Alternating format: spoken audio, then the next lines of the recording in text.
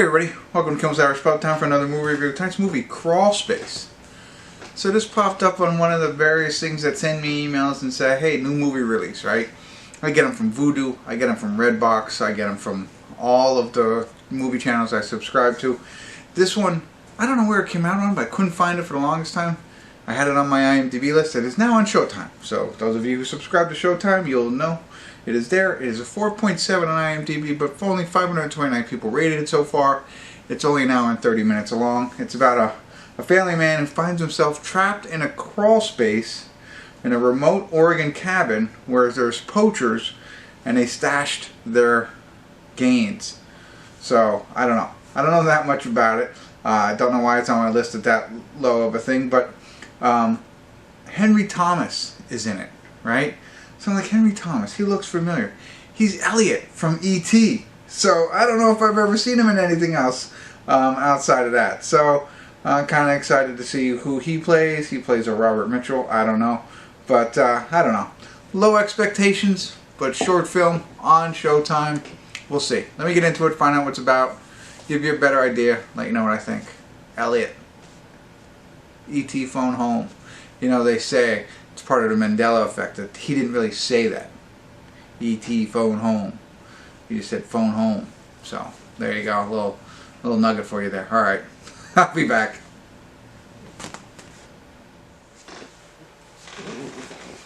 Hey everybody. We're at the credits of Crawlspace and I'm still laughing.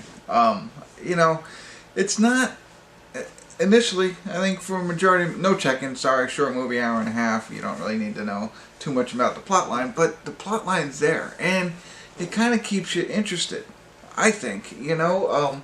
So let me break it down for you. We got Elliot, who is a plumber in a small town in Oregon, and he gets called to do a job at one of the cabin in the woods, right? He's got to go underneath, so there's a crawl space underneath this guy's house, and he's got to go in and fix a pipe or something like that. Well, now, meanwhile, they have other subplots going on, and essentially the guy's house, the owner, is involved in poaching, right? Poaching trees, wood. So he goes out, or he has a team go out and steal wood out of the forest, and then, you know, turns it into money, essentially. You know, there's more to it to that, and it's a little bit more elaborate. And that's, I mean, not elaborate, but there's a little bit more to it to that, which, you know, pulls in a lot of different angles, right?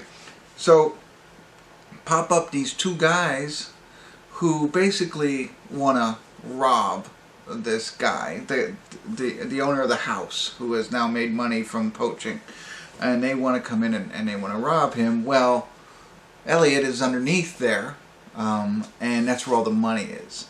So that's how the whole thing happens, right? So Elliot's got a wife and a kid, and there's a small town sheriff, small town deputy, FBI comes in, there's a drug portion of all of this. So, you know, like I said, maybe not elaborate, but it's not as simple as maybe it could have been. So it kept me interested for a lot. Now, the thing that, well, first made me laugh are the villains. So the two guys who are, you know, crime lords who are taking out people and trying to steal this money from this real crime lord are laughable. They're silly. I mean, I was laughing because it started to remind me of Home Alone. Joe Pesci and I forget the other guy's name. That's who they remind me of.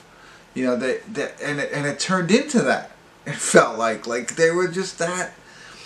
I don't know if they were supposed to be that silly, but there is so much laughable parts about these two guys, and it throws it off a little bit. I think, you know. And then you start to think about, like, what would you do if you're stuck underneath the house, and, you know, the way it was all unraveling, it felt a little, I don't know, you know, gaps or holes or whatever. And I even put there's parts they're trying to figure out what to do, he's trying to figure out what to do, and then there's this MacGyver scene, right, where he puts this thing together, you know, to try and help himself. But that scene is out of place, right? Like, he MacGyvers at, like, the wrong time. So he was MacGyvering, like, in a long thing that he's putting together, right? Or whatever he's building. I won't go into too much detail. It takes a little bit of time, right? It takes some drilling, some taping, some blah, blah, blah, blah, blah. And Meanwhile, it's all why like the guy's ready to come in, as opposed to when they're sitting upstairs talking about different stuff. It just, you'll see it. And it's just things like that that throw me off. Like how he could have maybe just run out, just take off, outrun them, whatever. You know, so there's stuff like that. There's the one thing, the baby's cute. You know, I think the baby was super cute. I like the baby a lot. But there's just all of those kind of... So the characters were not scary, they're silly, and maybe that was the point, and it was supposed to be a little bit of a comedy. And you'll see, like, it's just, you know, like a comedy of errors. The two of them, like Joe Pesci and what's his name in Home Alone. They can't get the little kid out of the house so they could rob it. That's what it was, really. Oh, but, so there's a lot there. And then they, you know, they try and twist it up a little bit for you. And I like that concept. I mean, I kind of see it, but whatever. That's okay. I like, you know, you gotta get, you know, involved in that, but I have to get into spoilers in a little bit, but there you go. I mean, that's really, there's some meat and potatoes there. It's just not done right, you know. The meat's a little raw or overcooked, and the potatoes are lumpy. Maybe some people like it lumpy. I know, that was just a bad analogy, and that's, I apologize. But anyway, that's what I got here. It's on Showtime. It makes you laugh. And now I have to do just a little bit of spoilers. I'm not going to ruin the ending for you, but I will talk a little bit more openly about it. So if you're really into the intrigue of the mystery of this whole movie, check out and go watch it if you want to. I appreciate you tuning in. But if you want to stick around, if you've seen it, you want to hear a little bit more, I am going to be a little bit more open. So spoiler alert, spoiler alert, spoiler alert. Okay. So one thing, two things really. The end, not the dramatic climax. The end where he gets shot with the harpoon gun and is able to hold his baby with that same arm.